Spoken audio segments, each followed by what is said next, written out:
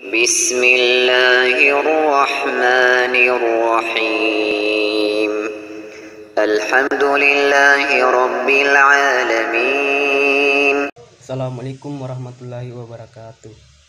Perkenalkan, kami dari kelompok 3 yang beranggotakan 6 orang, yaitu Muhrib Ki Aransyah, Abdul Rahman Lampai, Nurul Safira Meliana, Muhsabri, Sri Ilmawati, dan Nur Miswarti.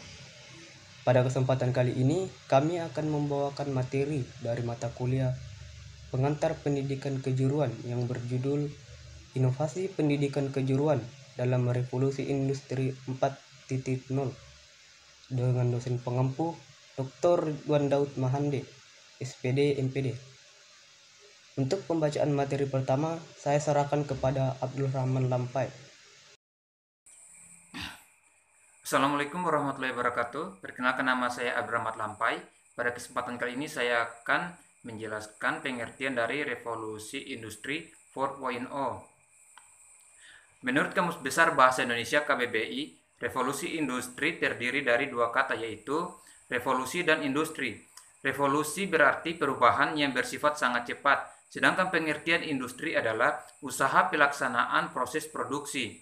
Apabila ditarik benang merah, maka pengertian revolusi industri adalah suatu perubahan yang berlangsung cepat dalam pelaksanaan proses produksi itu dikerjakan oleh manusia digantikan oleh mesin, sedangkan barang yang diproduksi mempunyai nilai tambah volume dit yang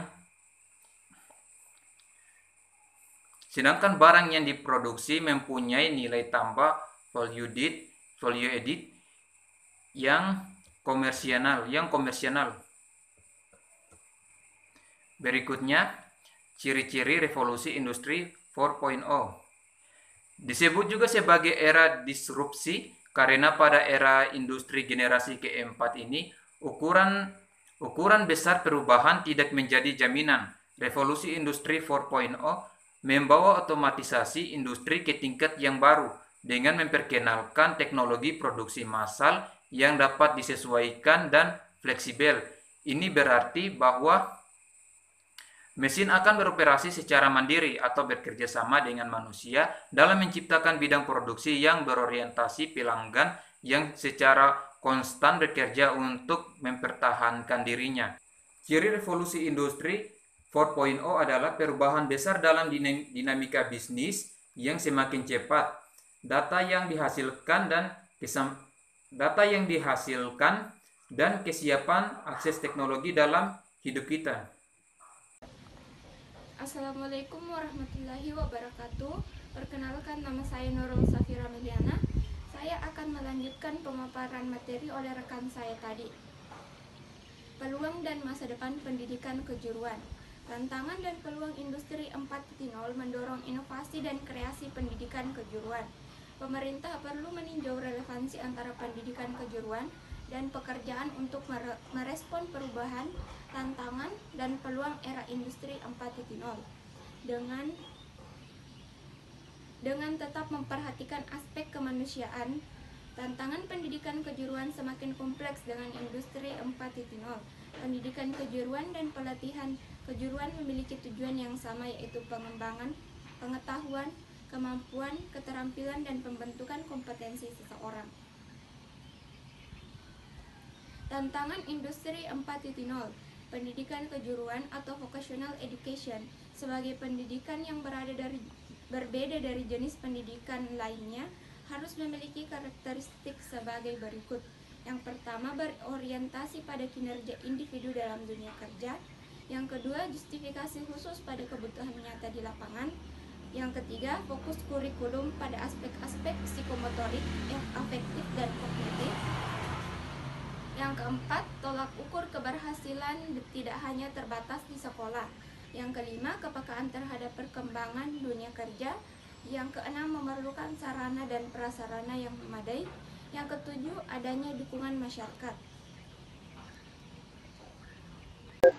Baik, nama saya Muhammad Sabri. Saya membahas tentang pendidikan kejuruan diarahkan untuk meningkatkan kemandirian individu dalam berwirausaha sesuai dengan kompetensi yang dimiliki. Penyiapan beberapa kompetensi harus dilakukan karena pendidikan kejuruan merupakan pendidikan menengah yang mempersiapkan peserta didik terutama untuk bekerja dalam bidang tertentu. Dalam penyiapan kelulusannya yang mampu dan mau bekerja sesuai dengan bidang keahliannya.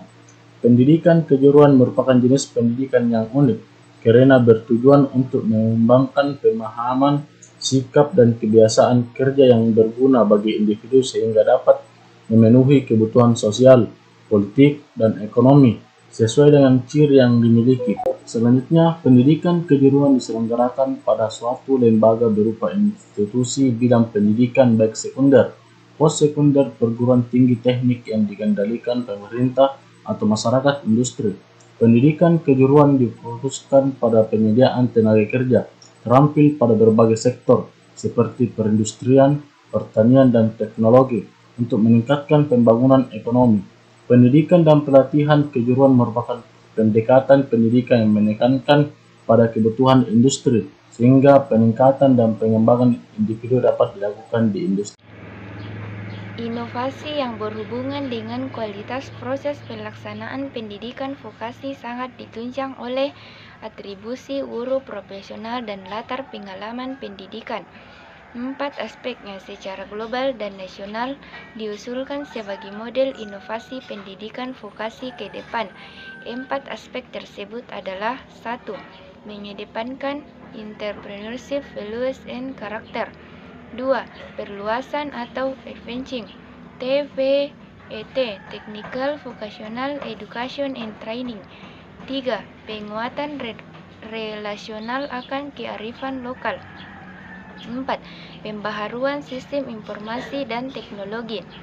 Pemerintah berupaya merespon tantangan industri 4.0 ancaman pengangguran dan bonus demografi dengan fokus meningkatkan kualitas sumber daya manusia melalui pendidikan kejuruan di tahun 2018. Pemerintah melalui kebijakan lintas kementerian dan lembaga mengeluarkan berbagai kebijakan. Salah satunya yaitu revitalisasi pendidikan kejuruan Indonesia. Dukungan dari pemerintah harus mencakup 1. Sistem pembelajaran. 2. Satuan pendidikan. 3. Peserta didik. 4. Pendidikan dan tenaga kependidikan juga dibutuhkan.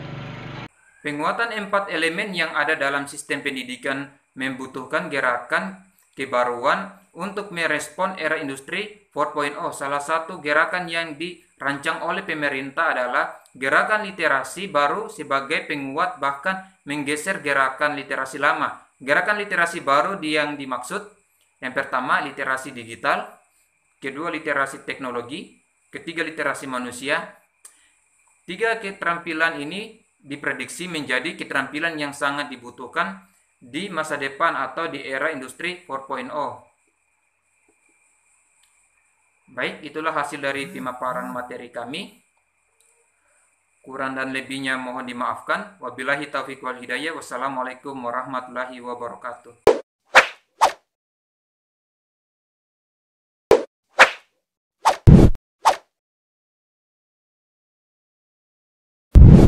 الحمد لله رب العالمين